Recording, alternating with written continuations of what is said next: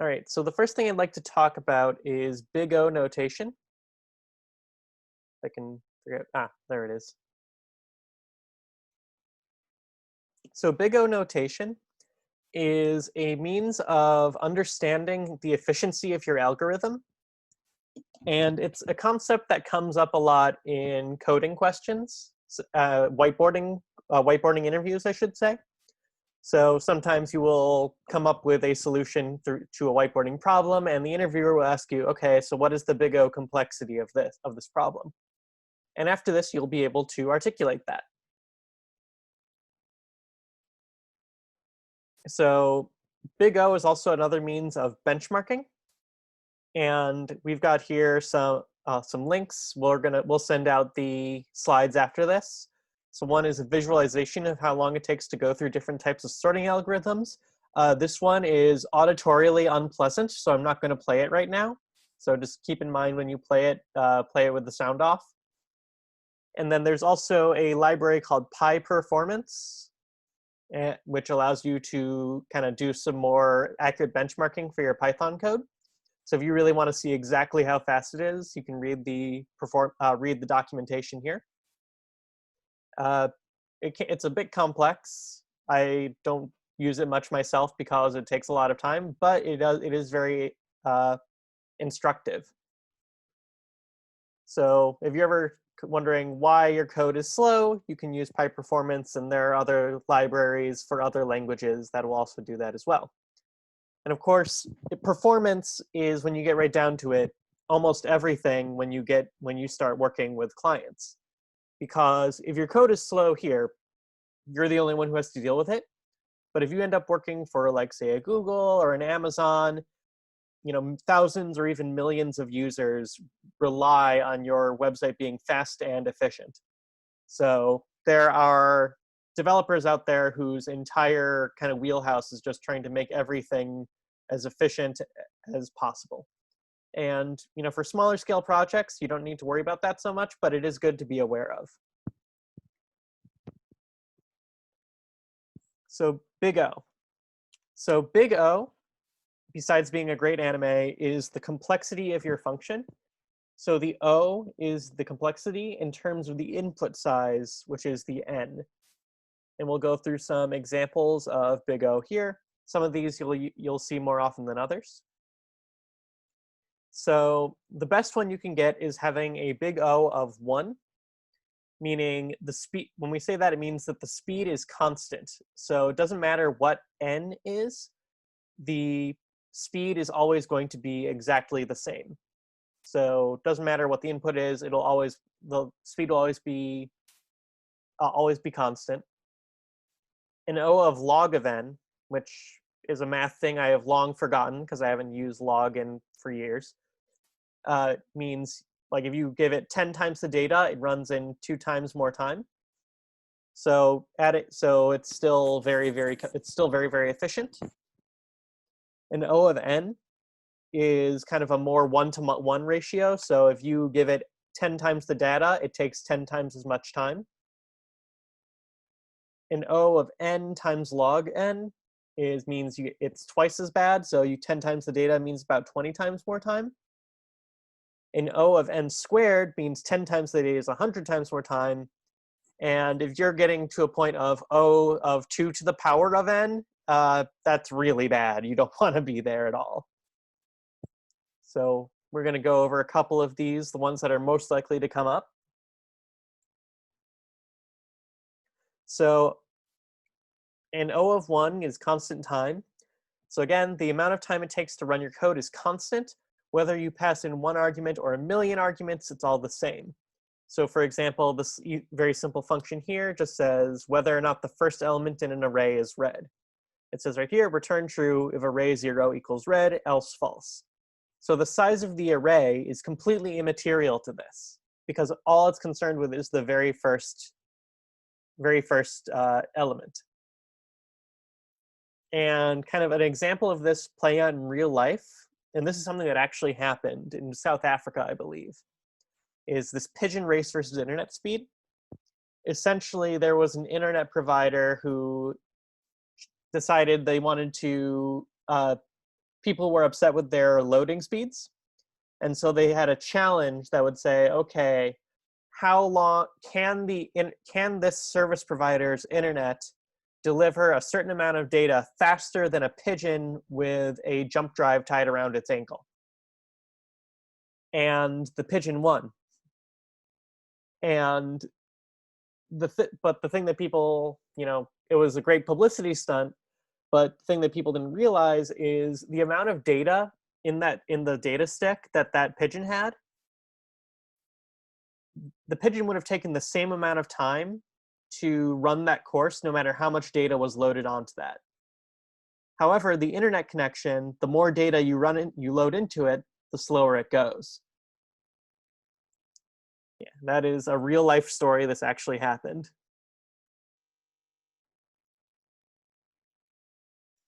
An O of n means something's running in linear time. So runtime will grow linearly based on what you pass in. So essentially, if you're looping through a data structure, then you're going to have an O of n. So does it contain it? For item in array, if item equals value, return true, else return false. And keep in mind that the complexity here always refers to the highest possible complexity. That's always what n is. So for this particular method, it's entirely possible that the item you're looking for will be the first item in the array, and so it won't actually take n amount of time. But the whole point is the maximum possible complexity of this is dependent on the size of the array. So it won't necessarily take n time, but it will take at most n time. Before we move on to look at some other things, what questions do you have about big O notation so far?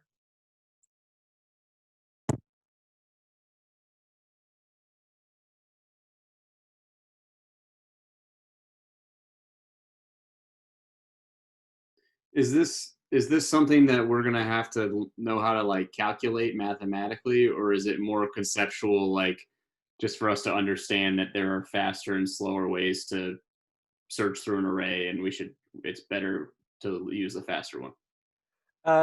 Yeah, so you're not going to have to actually calculate the O complexity. It's more like it's something you'll eventually be able to eyeball pretty easily. And it's more of a conceptual thing. And the general idea is, okay, if you can get a big O of 1, that's great. If you get a big O of n, that's not ideal, but okay. And then if you get higher than that, then you need to refactor. And we'll talk about, the next slide is going to be about how you get a big O of n squared, which is bad. So generally speaking, it's like, okay, how big is my input? And does the input impact how long it would take this to do? But so there's no hard and fast calculation.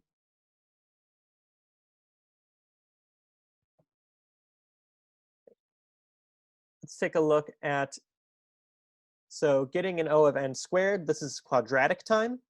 So based on your input, the amount of time it takes to runs will be not necessarily doubled, well, it could be doubled. So this is a function for getting every combination of items in an array. So we have an array called results. We loop through the array once, and then we put another loop within that array. So if I have an array with 10 items, it would have to loop through 10 times to the power of 10 times. Sorry, 10 times times 10 times. Bad number to pick. 5 times times 5 times would get you, so that's would give us a result of big O of n squared. So nested loops are usually not desirable. Sometimes they are the best way to do things, but if you can find a way to do it without them, that's always a better thing. Because n squared can get pretty big when you're working with large amounts of data. So some key takeaways for this. Searches through hashes are always faster than searching through arrays because hashes don't keep track of indices. So it's always, so if you're worried about efficiency, a hash or a dictionary will be more quicker. Again, whenever possible, avoid nested loops, loops within loops. And if you find yourself writing code that has poor big O notation, poor big O complexity, consider refactoring. One thing I also want to note real quick is, generally speaking, you ignore constants when you do things. So for example, if this one right here said for item in array and then did a second loop after the for loop is done, you wouldn't say that this has a big O of 2n. You would still just say it has a big O of n. So yeah, so nested loops will give you n squared, but like two separate loops won't give you 2n. It just gives you n. Right. Any questions about big O?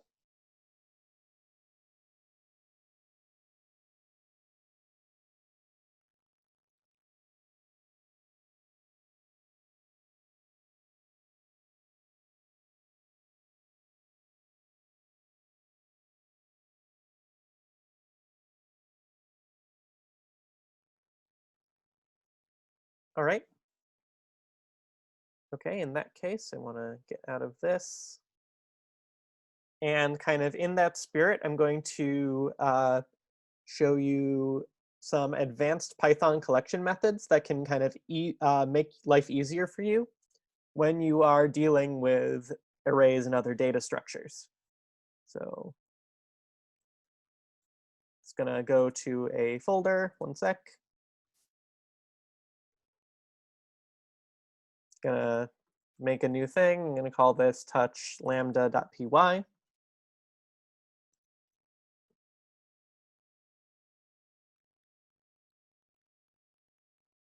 All right, so who here has heard of a lambda function before? I have. All right, how would you describe a lambda function, Tommy?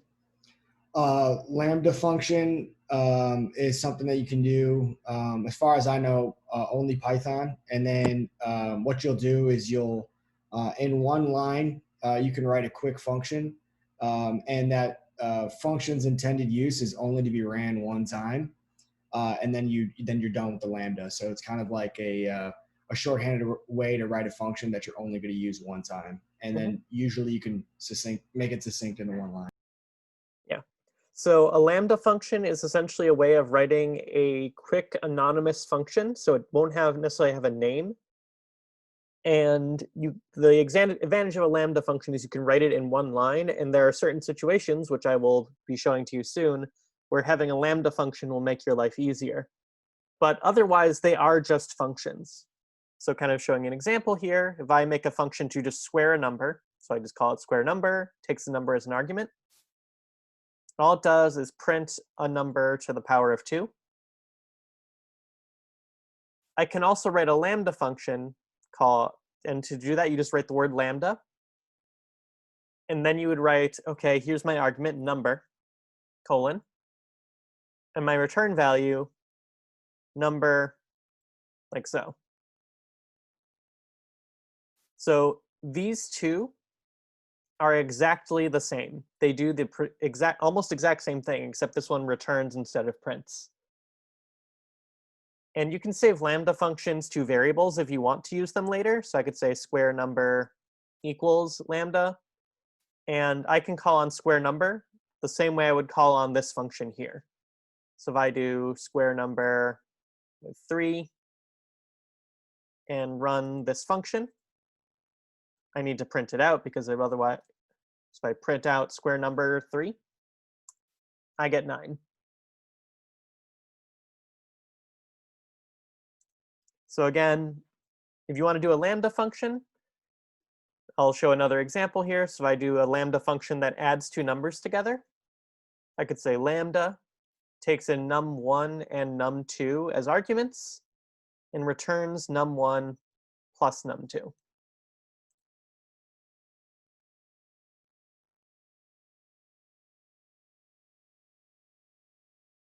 All right, what questions do you have about lambda functions so far?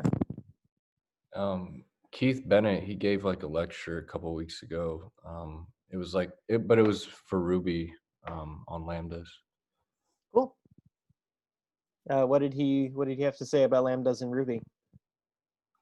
It was a little bit above my head just because I've never worked with Ruby, but he was just basically kind of saying that they're normally not very popular, but there are like different cases where you can actually utilize them, and Yeah.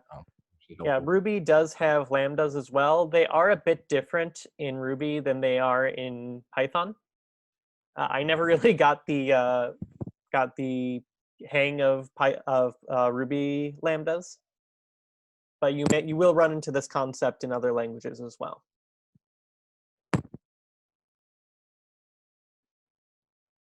Yeah. And one thing you can do, and this is a very specific thing that won't come up happen too often, but this is kind of a cool trick. So you can make a function called, I'll call this one my function, that takes another function as an argument, along with, say, a number. And I could say just return some function with num. And what this allows me to do is I can say my function, and I can give it an argument of a lambda that takes x as an argument and returns x plus 2, gives it 3. So my function here is actually becomes more versatile because it'll run whatever function I give it. So if I print this out, like, there we go. Gives me 5. So I could do so essentially my function returns, and then it returns the return value of whatever this function is. So you can do all sorts of kind of crazy stuff here. But practically speaking, there are some situations where lambdas come in more handy. And these have to do with certain things certain functions that are built into Python that require not necessarily a lambda, but some kind of function, and lambdas work very well for that. So the first one of these is called the map function. And what the map function does is it iterates over an array and does something to each value. So I'm going to make an example here. I'm going to call this map list. And I'm going to have that create number for number in range 0 through 10. So I'm just making an array of numbers. So if I print out my map list, I should get 0, 1, 2, 0 through 9. And what I want to do is I want to say, all right, I want to go over map list, and I want to get another array that is each of these numbers cubed, meaning it's multiplied to the 3rd power. Now, the way we'd probably been doing this would be something like this. I would create an empty array called cubed list, and I would say for number in map list, cubed list dot append number to the power of 3. And then at the end, I would print out my cubed list.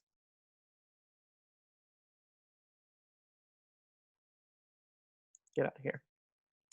So if I get that, I've got the cubed values of every number, 0, 1, 8, 27, etc.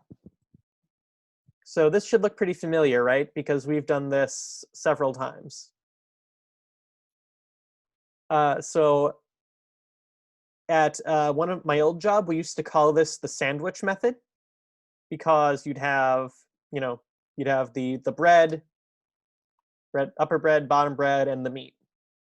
And there's nothing wrong with this. The sandwich method works great. There's just a way of doing this in one line that'll work just as well. So instead I would do is I'd run cubed list equals map, and then I would pass it in a lambda function, which in this case would be lambda number to the power of 3. And then I would also pass it in my map list. So if I print out cubed list, let's see what happens. So the thing about map is it returns what's called a map object. So if I want to treat that as a list, I would need to actually say, wrap this in the list function, say, give me a map object, then convert it into a list. There we go. So again, this line does the exact same thing this does, just a bit, and it's not even necessarily faster, but it saves you on time and space.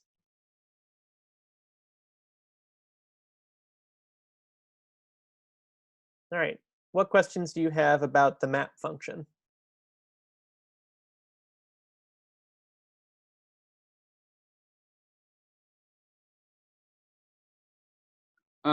Sorry, Noah. Where are you getting the numbers that go in there?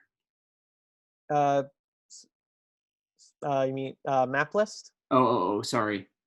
0 to 10. Yeah. So 10. 10 is not inclusive. Yeah, when you do the range function, the second number is not it's not included. Okay. Sorry. So if I wanted to include at 10, I would 17 say line, 0 to that's 11, not and 10 that would cubed. do the same thing. Okay. Thank you. No problem.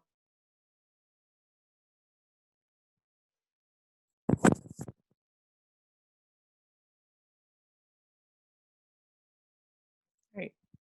Any other questions about map?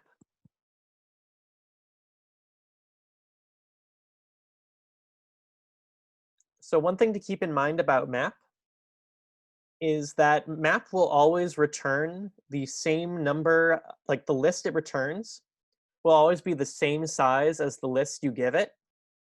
So say for example, I write another function, and I'll do this as a regular function because you can pass those into map as well. So if I do def cube if even, and I'll just say return number to the power of 3 if number modulo 2 equals 0. And then I say print out list map, and I'm giving it cube if even and map list. If I run this, I have bad syntax here. What did I do wrong? I'll just do this the old-fashioned way. You forgot your else, I think.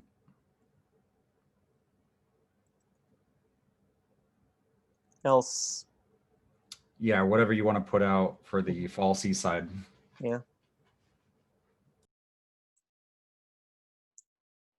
Yeah.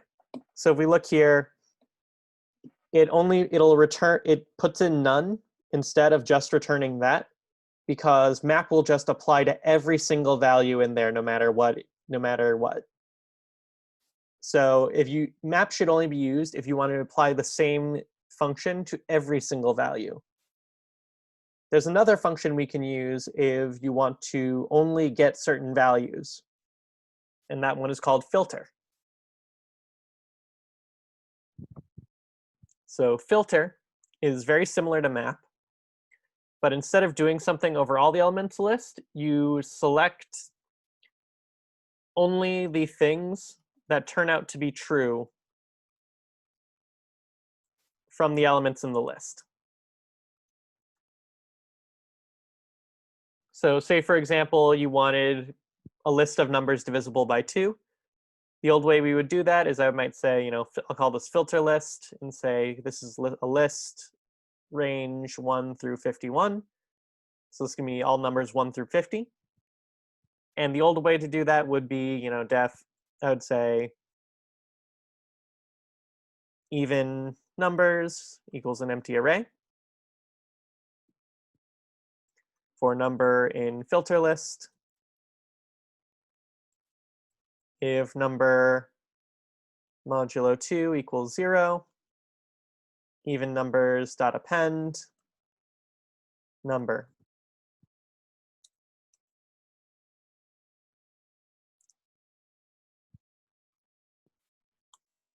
So that gives us all the even numbers between 1 and 50.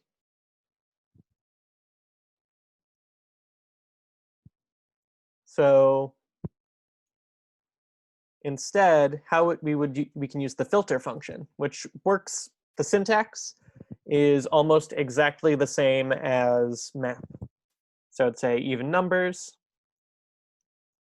equals, first we convert it into a list, then we use the filter function, and here we'd say lambda number, and just say number %2 equals 0, and we pass it in the filter list. Again, if we print even numbers, gonna comment that out, does the exact same thing.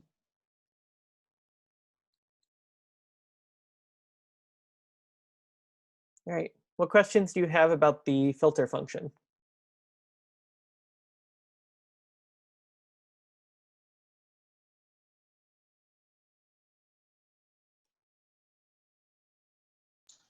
Are these methods any faster than doing a for loop? I am not absolutely sure. I believe that they are pretty much the same amount of complexity because they both iterate over the list in the exact same way. So it's not so much that they're more efficient, they are just, some would say they're more elegant. And they allow you, they kind of act as shorthand for tasks that you have done many, many times that you may be getting tired of doing. So if you want to filter out something, instead of having to do the sandwich method, you can just run a filter on it, and that'll make things go so much quicker in terms of the amount of typing you have to do.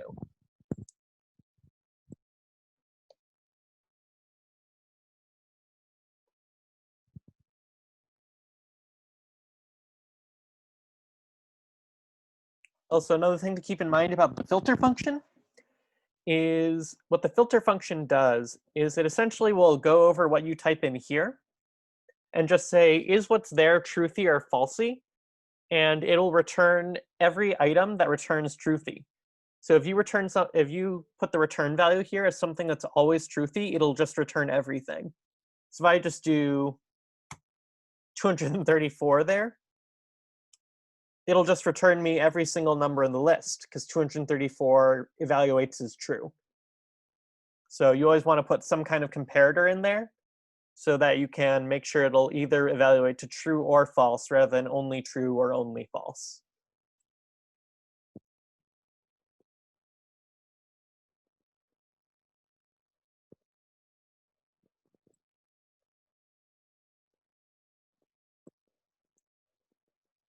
Right. Last chance for questions before we end this for today.